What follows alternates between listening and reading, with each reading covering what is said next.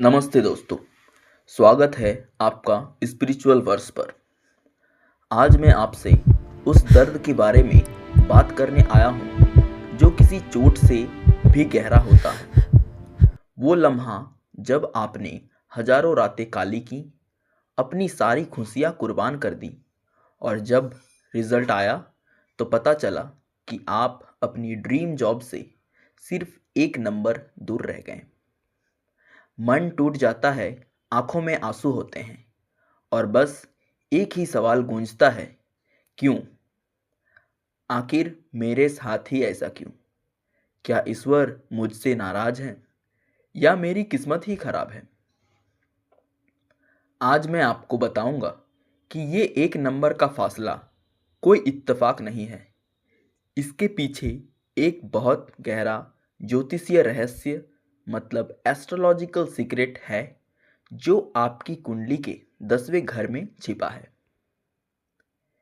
अब हम ज्योतिषीय गहराई जानेंगे। ज्योतिष रहस्य में मतलब ज्योतिष शास्त्र में 10वां घर मतलब दसम भाव जिसे हम कर्म भाव भी कहते हैं, आपकी सफलता का आकाश है। यह वो घर है जहां पूरी दुनिया आपको और आपकी मेहनत को देखती है। लेकिन अगर आप बार बार जीत के करीब जाकर हार रहे हैं तो इसके पीछे कुछ खास ग्रह दोष हो सकते हैं। उन्हीं ग्रह दोषों के बारे में मैं आपको 4 पॉइंट्स में समझाऊंगा।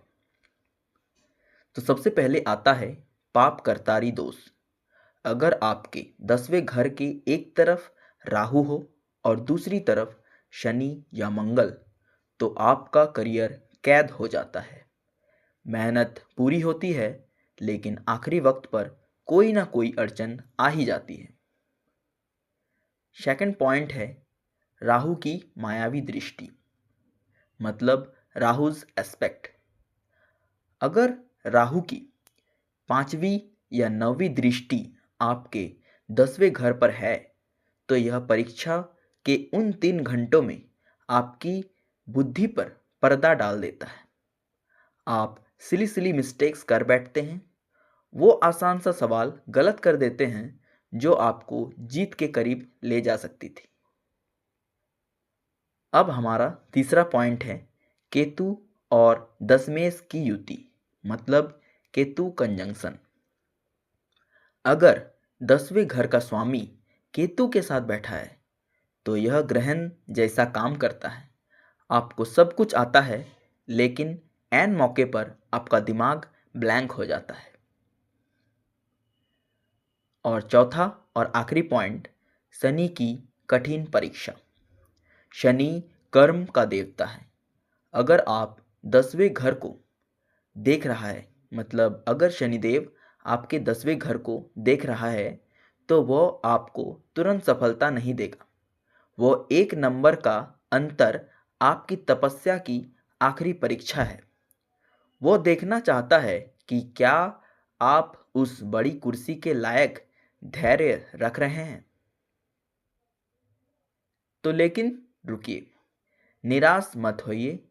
आध्यात्मिक नजरिए से देखें तो वो एक नंबर आपकी हार नहीं बल्कि डिवाइन रिडायरेक्शन है। ब्रह्मांड आपसे कह रहा है अभी तुम थोड़े और निखरने बाकी हो।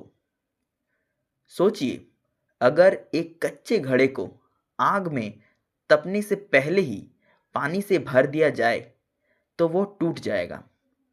ईश्वर आपको उस बड़ी जिम्मेदारी के लिए और मजबूत बना रहा है। वो एक नंबर का गैप आपकी काबिलियत पर शक नहीं है बल्कि आपकी आत्मा को और शक्तिशाली बनाने का एक जरिया है। आप हार नहीं रहे हैं, आप रिफाइन हो रहे हैं। अगर आपके साथ ऐसा हो रहा है तो अपनी ऊर्जा को इन उपायों से ठीक कर सकते हैं। तो मैं इन उपायों को आपके साथ 4 पॉइंट्स में साझा करूंगा। सबसे पहले आपको सूर्य देव की एनर्जी को एम्पावर करना है। मतलब सूर्यदेव गवर्नमेंट जॉब और अथॉरिटी के कारक होते हैं। अगर हमने सूर्यदेव की पावर को एम्पावर किया तो आप अपने रास्ते में जो हर्डल्स देख रहे हैं वो खुद ब खुद गायब हो जाएगा।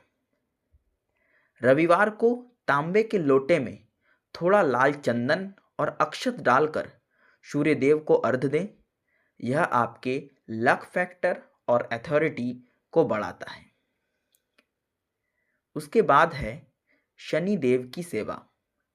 अगर आपके रास्ते में ब्लॉक्स आ रहे हैं उसको रिमूव करने के लिए आपको शनिदेव की सेवा करनी होगी।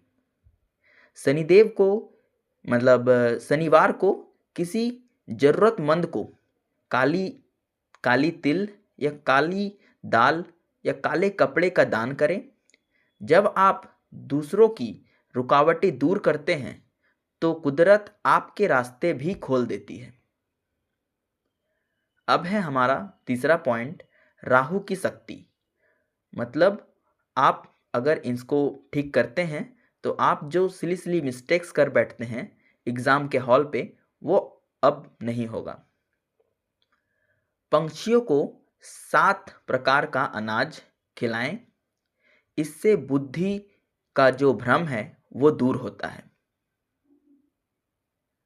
अब है फोर्थ पॉइंट और लास्ट पॉइंट, दशमेश मंत्र। अपनी कुंडली के 10वें घर के स्वामी के मंत्र का जाप करें। जैसे यदि 10वें घर में 9 नंबर लिखा है तो गुरु का मंत्र ओम ब्रह्म ब्रीम बृहस्पते नमः जाप करें। मेरे दोस्त, वो एक नंबर आपकी कहानी का अंत नहीं है। शेर भी शिकार से पहले एक कदम पीछे हटता है, हारने के लिए नहीं बल्कि लंबी छलांग लगाने के लिए। अपनी मेहनत को इन ज्योतिषीय उपाय के साथ जोड़िए, फिर देखिए वो एक नंबर की दीवार कैसे ढह जाती है। अपनी कुंडली खोलिए और देखिए आपके 10वें घर में कौन सा ग्रह बैठा हुआ है। अगर आप उलझन में हैं तो कमेंट में अपनी परेशानी साझा करें। अगर यह जानकारी आपके काम आई तो स्पिरिचुअल वर्ड्स को सब्सक्राइब करें और इस वीडियो को उन दोस्तों को भी भेजें जो आज हताश बैठे हैं। याद रखना, सितारे अंधेरे में ही सबसे ज़्यादा चमकते हैं। मिलते हैं अगले टॉपिक पे। जय श्री कृष्ण।